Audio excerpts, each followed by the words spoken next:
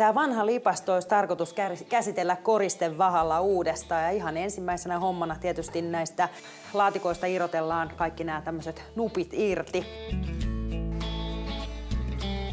Ennen kuin päästään pinta käsittelemään, niin tämä vanha lakka täytyy hioa kokonaan pois, eli pinnan täytyy olla täysin puupuhdas. Tämä hiontapaperin karkeus valitaan aina sen mukaan, mikä pinnoite on kyseessä, ja mä hion nämä tasaiset pinnat koneella, 100 hiomapaperilla ja viistereunat käsin. Näissä hiontohommissahan tärkeää on aina se, että hiotaan puun syyn suuntaisesti.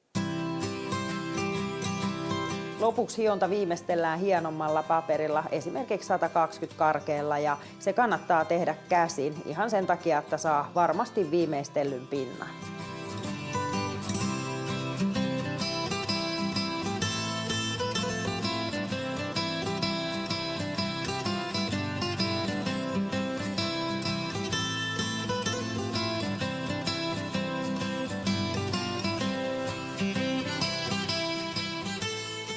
Ja hionnan jälkeen nämä pölyt pitää poistaa ja esimerkiksi tämmöisellä kuivalla rätillä ne saa hyvin pois.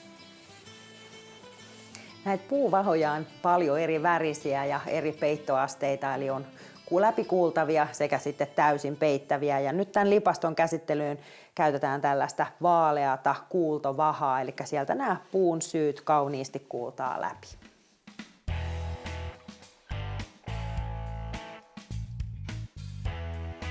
Mä käytän tässä nyt työvälineenä pensseliä, mutta yhtä hyvin tämän voisi tehdä vaahtomuovisiveltimellä tai sitten telalla.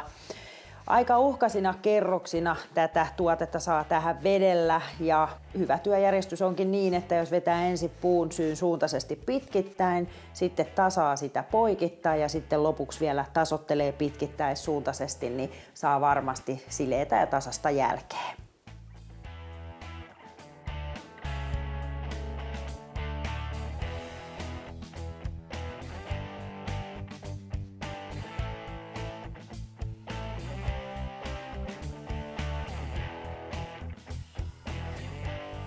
Tämä vaahtomuovisivelin on siitä hyvä, että jos tulee vähän liikaa väriä tuohon, niin tällä voi sitä tasoittaa ja häivyttää noita pensselin jälkiä. Tällähän voi toki tehdä kokonaankin tämän homman, mutta mä tykkään tehdä niin, että siveltimellä, jos tulee vähän liian paksuja kerroksia, niin tällä sitten ikään kuin tasata ja poistaa sitä tuotetta sieltä pinnasta.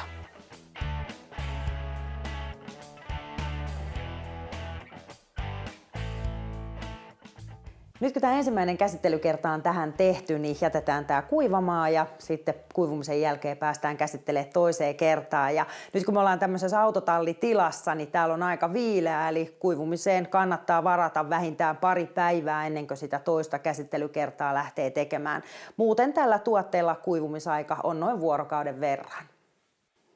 Kuivamisen jälkeen, kun käsitellään tämä toisen kerran tällä samalla puuvahalla, niin tästähän tulee huomattavasti vaaleampi, eli se sävy tässä voimistuu. Mutta jos tykkäisi nyt sitten tämmöisestä haaleammasta sävystä ja haluaisi jättää sen just tämän näköiseksi, niin se toinen kerros sitten tähän käsiteltäisiin tuommoisella kevyesti sävytetyllä, vaaleaksi sävytetyllä öljyvahalla. Eli silloin saadaan siihen sitä kulutuksen kestävyyttä enemmän. Sen voisi toki jättää ihan tällaiselle yhdellekin käsittelykerralle, mutta jos tietää, että tähän on vaikka joku pelarkuunia tulossa ja sitten sitä kastellaan siinä aina välillä, niin silloin se 2 käsittelykertaa antaa tälle pinnalle paremman suojan.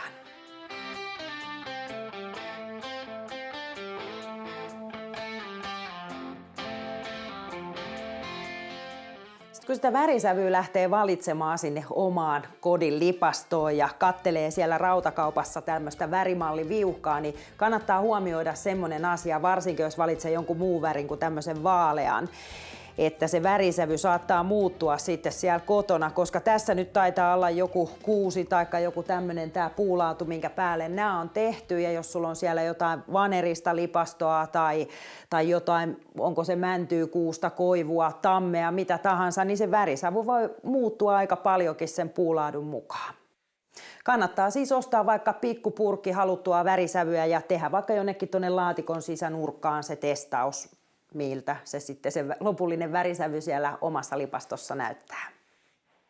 tässä lipastossahan on tällaiset peruspuunupit ja mä näitä vähän lähdin jo hiomaakin, mutta siitä ajattelin, että ehkä tulisi kivemmän näköinen, kun tästä tulee nyt tällainen vaalea, kaunis lipasto, että ei laittaisikaan tällaisia puisia nuppeja, vaan hommaisi kaupasta jotkut hienot messinkiset tai takorautaset uudet nupit, tulee niin kuin lipastolle uusi elämä ihan kokonaan. Kyllähän nämäkin voisi tietysti hioa, siinä on tietysti aika iso homma, mutta hioisi nämä ja nämä voisi värjätä vaikka eri värisiksikin kuin tämä lipasto, sekin voisi olla ihan pirteä ratkaisu.